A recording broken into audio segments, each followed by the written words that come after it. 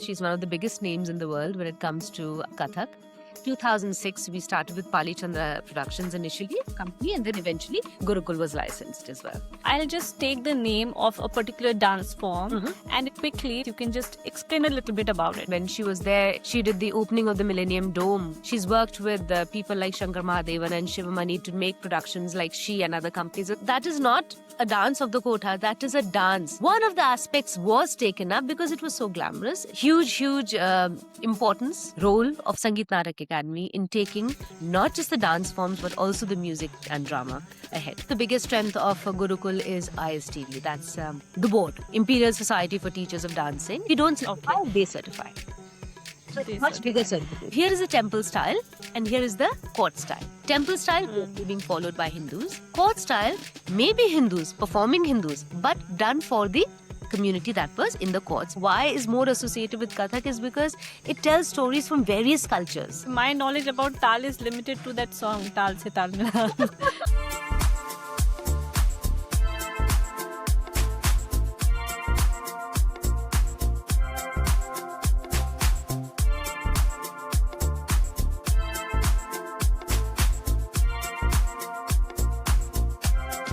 Hi Somna, how are you doing? Hi Aditi. Lovely to see you virtually.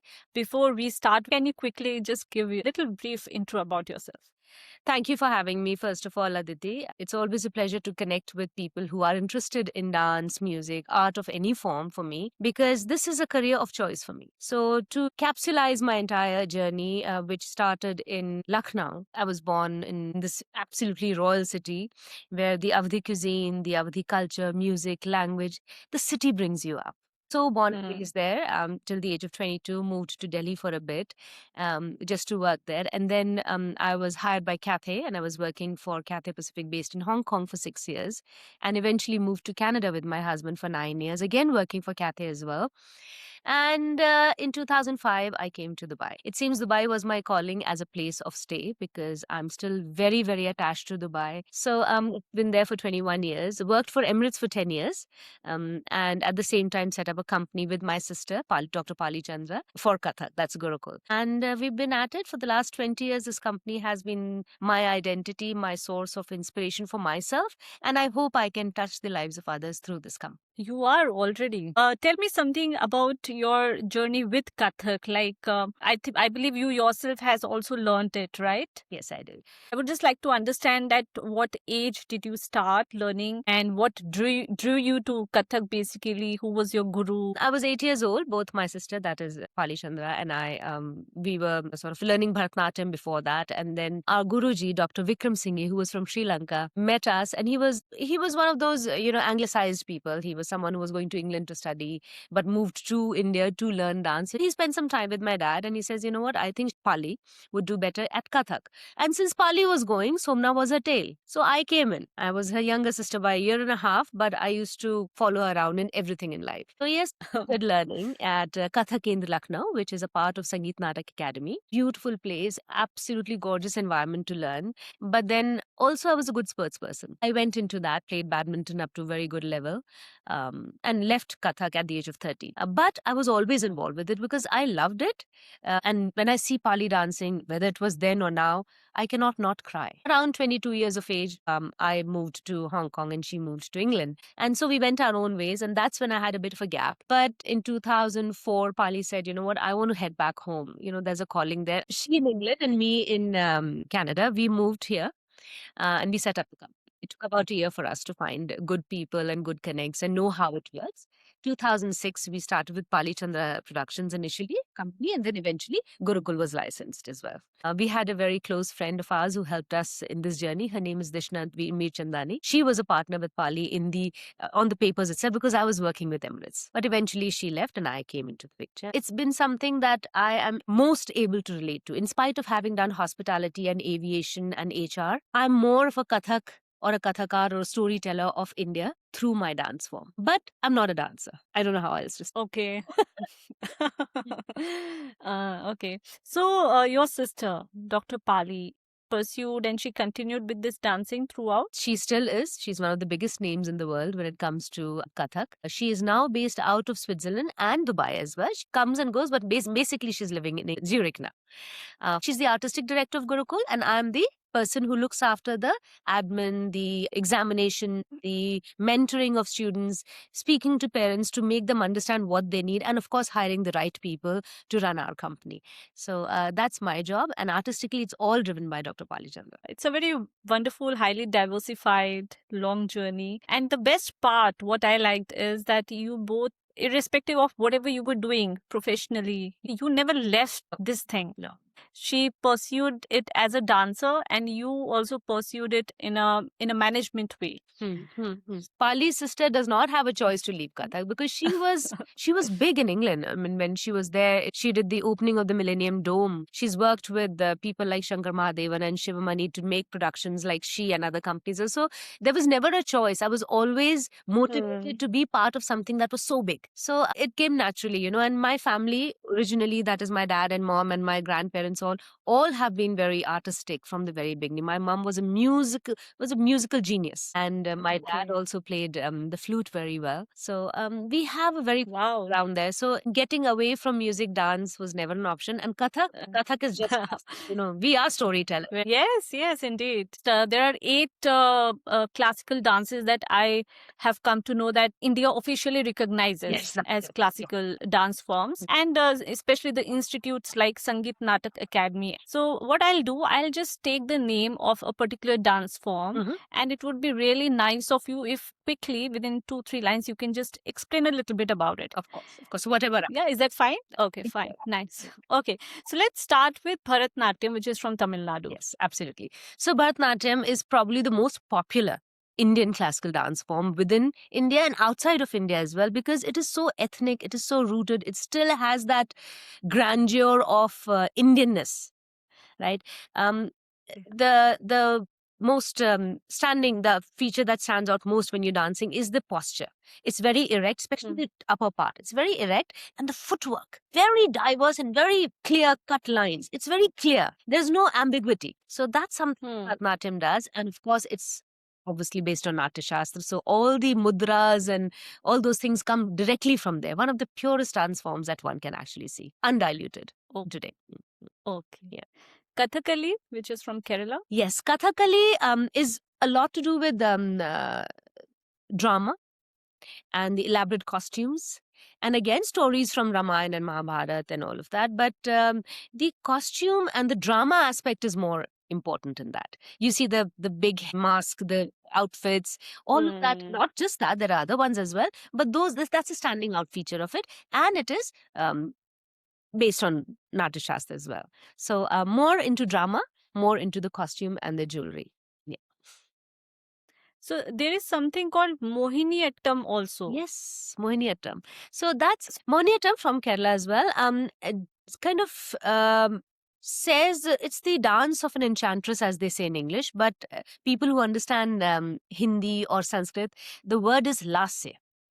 You know, that romanticism, the alluring aspect of dance and romance comes through Kathakali. It is an enchantress trying to, you know, lure people into her. Oh, the term itself says Mohini. Mohini. So exactly. someone who's lures. That is Mohne wala. Most of the stories in Mohiniyattam will be around Lasya. Okay. Kuchipudi from Andhra Pradesh. Kuchipudi, see, costume-wise, a lot of people get confused between Bharatanatyam and Kuchipudi.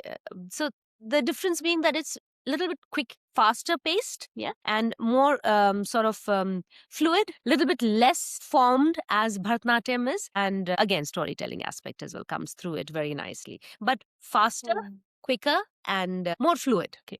Odissi from Odisha. Odissi. You know, when somebody says Odissi, the first thing I think is the Tribhangi pose, where there are 3 parts: the neck and the head, the waist, and the knee or the legs. They are in 3 different directions. So when you see that, you know, that movement, it typically is that of a Odissi dancer. The Tribhangi pose is something that it reminds you of all the sculptures that you have seen in all these temples. You know, so it's a very beautifully formed woman who is dancing with her Tribhangi pose in various things is what stands out. each one of them have a lot of other things that they dwell on. Having said that, if we Yes, in yes. one or two lines, I would say when we think of Odissi, we think of that Trivangi pose and a person dancing, similar to a Hmm. sculptor dancing. Okay, okay. Hmm. So is it like a soft form of dance? Relatively, relatively softer, but not really. Not really. It still has its Okay. sharp movements as well. But yes, it Hmm. does have a little bit more of those bends and stuff like that. Unlike Hmm. Bharatanatyam. Okay. Manipuri, which is obviously from Manipur. Yes. When you think of Manipuri, think of a dancing doll. You know how when we Yes. had a doll who used to go like this and she's going Hmm. Manipuri is exactly that. It's a very lyrical, very graceful, very soft dance which tells stories from Ras Leela, basically. That's Krishna and Radha ki kahaniya. So that's where it can, of course, relatively softer. It does not have sitting down and standing up too much, does not have sharp movements. Very lyrical, very graceful. Okay. And Satriya, which is from Assam. Yes, Satriya was basically included in our classical art forms much later than others, and that comes from the monasteries. The monks. The monks used to. So it was mostly meant for the monks to tell the stories about the Vaishnavas, the Vaishnavi culture, as we Okay. say. So it is from there, and it does have. They play this dhol kind of a thing. They have manjira. So their music is a little bit sounds folkish, but it's not. It is hardcore classical Okay. and it is from there. And yes, tells stories of basically Hindu mythological stories. Most of them, if you see, are telling stories from. Yeah. Yeah. I just noticed that when you were giving an explanation, this was a very common point Yes, yes. all It across was all storytelling. much earlier, and if they are based out of Natyashas, the only religion practiced at that time was Hinduism. So I suppose that's why most of them are rooted in that. Unlike Kathak. Kathak is a evolving art form and it has taken from so many other cultures as well. So Yeah. My last memory of all these classical dance forms is my annual function, school annual function. That when you were explaining, I could recollect those girls wearing different costumes and all that. So fine, like coming to the Kathak now, let's talk in detail about Kathak now. How is this different from other classical dance forms that we have in India? And what is the deeper meaning, philosophy behind Kathak? How it has evolved? Kathak comes from the word katha, that is story. And anyone who tells a story is a Kathak. So the dance form is Kathak, and the person who's telling the story or dancing is also a Kathak. It's originated in the villages of northern India where people would travel from one village to the other telling what was happening through music, dance, and drama. So there would be it was not formalized at that time. So there will be a beat pattern and there'll be some words and they'll be so woven together to tell, okay, this is what is happening. The king is coming or the festival is happening or there's going to be a war or here a baby was born. So all of that was all storytelling, but with a rhythm pattern being followed with a little bit of dance and music involved in it. Now, from there, the temples noticed that these people are getting very popular. So why don't we get them to come inside the temple to call more people and get more people through the doors? And so they gave them food, shelter, and maybe clothing and maybe a little jewelry or whatever it was in the form of payment. And these people now started telling stories of gods and goddesses. So from a folklore kind of thing, it moved to telling stories of gods and goddesses. Now, this kept going. They became very strong and they became better at it slowly. And come the Mughals. With them, they bring their culture, their music, their instruments, their costumes, their shairi. All of that now from temple now moves into entertainment in the courts. So here is a temple style and here is the court style. Temple style is being followed by Hindus. Court style may be Hindus, performing Hindus, but done for the community that was in the courts, which was mostly Muslims. So here, that's why the Hindu and the Muslim style, it is more about the court and the temple actually. Now, this continued for some time. It was beautifully received by everyone. We had wonderful emperors who looked after these people very well and they educated their own children through these people. Like, okay, look at them. They speak well, they dance well, they are so well read. So people were always benefiting from this relationship. Come the Britishers, initially it was all okay, but then they realized that this was a way for people to congregate. This was a way they were getting strength. They were talking to each other. So they banned this dance form. And these people who were by then already only doing this for centuries or generations now realize that they have nothing to do but to go into hiding and still continue. And this is where the courtesans come in place. The people started working from homes to be able to sustain And they are the carriers of our true legacy today. They are the ones who have carried Okay. that purest dance form with them whilst in hiding with less money, less fame, in fact, sometimes degradation as well. And well, it continued for a long time. Till independence, of course, and then come in Pandit Jawaharlal Nehru and Rajendra Prasad ji. 1952, they established the first organization. That's Sangeet Natak Academy itself. And from it, there were other avenues that came out, like Kathak Kendra. The Delhi one was directly reporting into it. Many people were given a lot of support. There were grants, and theaters. It went into theaters. And people were able to now watch as a community of 500 to 1,000 people. And from there on, it's only been glorious. So it's moved into various levels. Okay.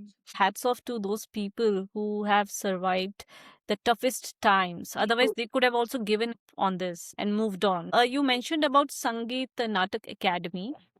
And while I was doing research, I realized like this is one of the most prominent institution that we have in India. Can you enlighten us a little bit about this organization? What role is it playing in India today, especially for classical dance dancers? What's the scope of work? So, Sangeet Natak Academy is a government organization coming from the cultural department of the country. And in it, we have dance, music, and drama. All of that is there. But organizations like, those that are dealing with maybe Satriya, or they're dealing with any form or any of the states, like we talked about it, they are all supported by Sangeet Natak Academy. So, Kathak Kendra is also supported by Sangeet Natak Academy. Yeah.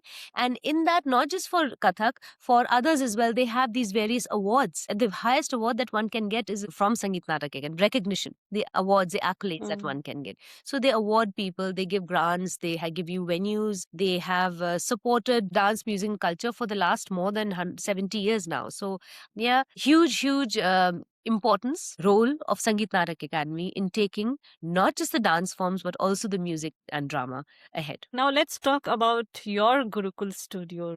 You have been running this studio, as you said, 2005-6 you have started with it. The name is Gurukul Studios, a very beautiful name you have chosen. And I would like to understand the journey of this studio, how it got started, what were the challenges. 6 is when we actually started working. We took 1 year to actually find out what do we really want to do, where we want to do it, at what level we want to do it. And I was working with Emirates anyway. So Pali ji, with, like I said, a very close friend of ours, Dishna, they set up the company and we started working out of Daktak. That's Dubai Theatre and Arts Community Center in Mall of the Emirates. That was the only place at that time. We're talking about 2006 now. When we used to say Kathak, people used to think it's Kathakali because we had a lot of Kerala people from there, right? A lot of Keralites thought that we are actually mispronouncing it. It's Kathakali. And they would tell us, no, it's a little bit different. It's a little bit away from the southern tip. So the journey started with us sometimes even educating people about what is Kathak and how does it look different. But the only impression they had of Kathak was through films and through kothas. And we used to say, this more to it. That is not a dance of the kotha, that is a dance. One of the aspects was taken up because it was so glamorous. It was something that was from the north. Like they have the Devdasi Pratha in the south, they have the kothas in the north. So, and again, like I said, these are the people who preserved it. So we have a huge reverence for them. But the way it has been portrayed in films sometimes, I feel, is has created impression of it being more into prostitution sometimes, which is not what it was. It was not. There is an element to it, but then there's an element to that to anything in the world, right? Why should we kind of necessarily put it with? But somehow, because it was glamorous, it has showed more in Kathak than anything else. Having said that, we moved on and did a lot of shows in the beginning. We got artists from India because it took time for us to train them, to bring them to a level where we could actually have them performing. So we used to get, Pali had a lot of connections in India, and these dancers used to come with us. She used to choreograph for them. She used to get music recorded. We used to have shows throughout, sometimes in Global Village for 6 weeks at a stretch, sometimes showcases in various hotels, which is like they used to do this 26th January and 15th August shows. We used to have we did our own Sufi Noor kind of production where we funded it, so that more and more people can kind of start understanding it and start associating with it. So only when they associate and understand is when they will come to you to learn it. So that journey itself took about 4 to 5 years, making them understand and wanting them to come back to learn to us. They were learning, those that knew were learning, but not the bigger community. Hmm. Then we started, we were initially doing out of rented places like Daktak and Pearl Residence. And then we opened our own studio in 2011 in Karama. There's no stopping. It's just been going there. We now moved to now actually 5 years ago moved to Sheikh Zayed Road, where again that's our main head office. So yeah, it has grown from strength to strength. We have moved a lot of platforms, from being physically there to online platforms to do hybrid education. Also, the biggest strength of Gurukul is ISTD. That's the board, Imperial Society for Teachers of Dancing. It's a UK based board, which is more than 100 years old. And so, one of the art forms that they pursue or they certify for is Kathak. Kathak and Bharatanatyam both are certified through it. So, we do their examinations, and we've been doing it for more than 12 years now, 13 years actually. This is the 13th year now. So, a huge community that understands the importance of certification outside of India, outside of the Indian syllabus, comes to us. We have teachers who are trained in there. Paliji herself is a member of the ISTD from the time it was formed in 2000. Okay. So from there, she's one of the people who started it. So from there, it's been a very nice journey for us to be able to associate with a board that is non-Indian, but still keeping the ethics of dance and examination alive through it. So that's what we do. We teach people and they get examined sometimes once a year, sometimes twice a year we hold the exam. But of course, we have to follow the syllabus, and it's a very rigid syllabus. It's very clear in what it needs. It promotes people to not just become a dancer, but a good audience. Which is what, how they say, rasik mein to ras kaise jayega. So it creates audiences as well. And that's what we really like. So understand, perform, and appreciate is the slogan of ICD. Yeah, that's where it is. So, right now in Dubai, how many students you have? We have approximately Who are 20 students who come twice a week to us. And then people Okay. come and go. Some come for less, some come for a little bit more on a short term basis, do a choreographic piece for about 6 months or so, and then they go away. But continuously, we have about 220 people coming to us. like what are the different options you provide in this? How does that course work? Actually, for most part, 90% of our students, actually more than that, come to us because they want to learn it from the grassroots level all the way up as much as long as they can pursue. And the number of levels that we have is one is a primary, then we have 6 grades, 1 to 6. And then the last one is a vocational, which is four levels. So overall, 11 levels are available for you. So it's almost like schooling. You go from nursery out, that's exactly how it is. And it moves with you. And it's very matrixed. It's not like today you learn a piece and you learn around it. You will learn first the ABCD, then make the word, then make a sentence, then do a simple poem, and eventually write a book on it. So that matrix system is what helps people to actually absorb it correctly and understand. So that's what we do. It takes 11 levels. It could take you a little bit more because some levels are more intensive than others, and some have learned from other places and they come to us. So it depends, but most part people are doing as long as they can. So I have mostly found that people are coming in when they're like 5 to 7 years of age. And because Dubai does not have too many people doing university there, so by the time they do their grade 12, they are dancing with us, and they leave anywhere between grades after completing grade 6 to completing the vocational level 4.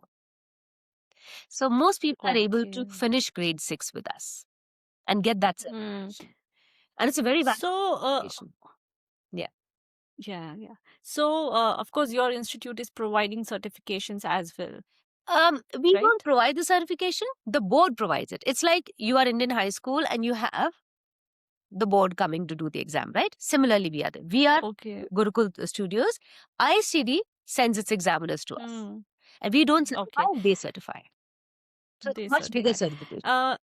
So, does it happen that, someone starts with one form of classical dance and then eventually, after learning a bit or maybe a few years, then explore some other dance form? How does that work? Does that go well? Is that an option one should go with, or no?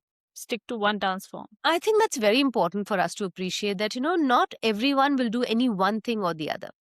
Let's say, for example, you're someone who likes the idea of doing classical, but eventually realize that, I want to perform more, I want shorter stints, and I would like to do Bollywood. So it's good. Now you've learned the basics. You've got a sense of rhythm, tal, as one would say, and you're able to move your hands and synchronize hand and feet movement. Now go try your luck with the other one. That might suit you better in your timelines, in your ability, in your circles. But I have always found that people have moved from Bharatanatyam to Kathak. From Kathak, they don't move into Bharatanatyam for some reason.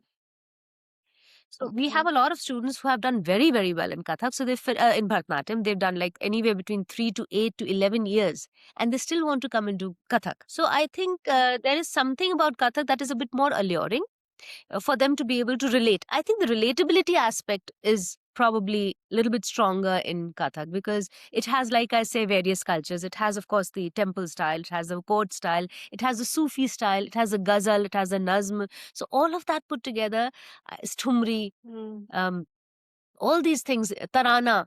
They're so diverse and there's so many of these things. The genre of Kathak is very, very wide and it's always evolving. It's a living art form. So it imbibes, it takes from other cultures, other languages very, very quickly, but does not lose itself.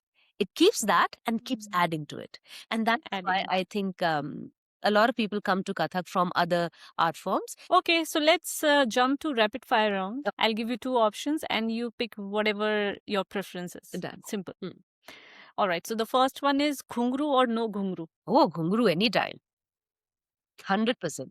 Ghungru is the instrument of a dancer. How can you dance without an instrument? So ghungru. Yeah. Okay. Practice or performance? Practice. If you practice, you can perform. But if you only perform, you can't practice. You cannot be classical or fusion? See, coming from where I am going to vote for classical, but I do like fusion as well. So I would say 60-40, if that. It's not a clear-cut 0 on the other. It's like 60 classical, 40 fusion. Favorite tal? I like jhap tal a lot. Okay. My knowledge about tal is limited to that song, Tal Se Tal Mila. So I would request you to please explain this word tal. What is it? So tal is very simple to understand. It's like a fixed number of beats in a little time frame. So in this time space, as one would call it. So you have these beats. Let's say teen tal. That's the simplest one. Teen tal is the simplest one. It's called teen tal, but it actually has 16 beats. And it is divided into 4 different divisions. Each division has very equal number of 4, 4, 4, and 4. And that's why we call it a simple tal. So this tal, in this, you have to finish 16 and then come back to 1. So your composition, your creativity has to work within this, and when it finishes, it should land on the first beat of the next time cycle, which is called the sa. Okay. Yeah. Does that make sense? So 1, 2, 3, 4, 1, 2, 3, 4, 1, 2, 3, 4, 1, 2, 3, 4, and 1. Now this 1, when you say, again going on to 1, 2, 3, 4, is the sum. Okay. So any composition that you make should land on a sum. And that is where the intricacy comes in. That is where the classical nature of a dance comes. That it is tal based. It is specific. It is disciplined. It is not just random. That's the importance of it. Okay, thank you for explaining. Now I technically understand what tal is. I can explain all the later on. All right, they have such one. Yeah. This was the easy one. Then you have something like jhap tal, say dheena di dheena. That means 1 2 1 2 3 1 2 1 2 3. That means 10 beats. 2 3 and 3. And okay, so there can be multiple combinations, different types in this. Yeah. Very, very nice. Yeah. Okay. One word for Kathak.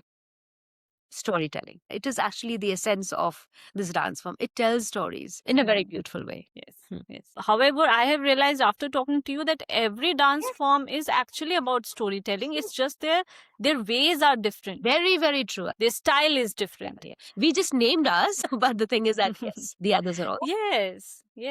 Just fixing that in the storytelling, why is more associated with Kathak is because it tells stories from various cultures, various traditions in so many manners.